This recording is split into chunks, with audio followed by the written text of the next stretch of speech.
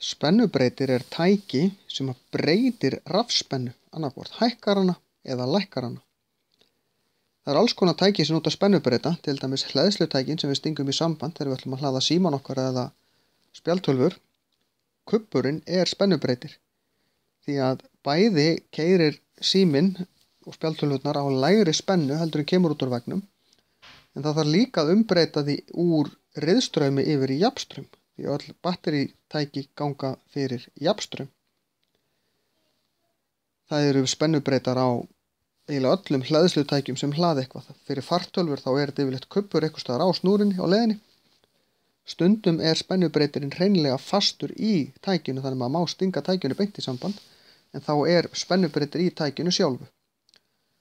Stundum erum við að lækka spennun og yfirleitt því að spennan út úr innstungunni okkur er frekar há, en í einhverju tilfellum, til dæmis ef við ætlum að tengja tæki sem að er fyrir meiri spennu, til dæmis bara tæki sem við ætlum að nota heima hjá okkur, ætlum að nota það í bíl, þá þurfum við spennubreiti eða svona umbreiti sem að hækkar spennuna, en þá þurfum við ansi mikinn rafstraum til þess að ná af því að það er meiri orka í meiri spennu.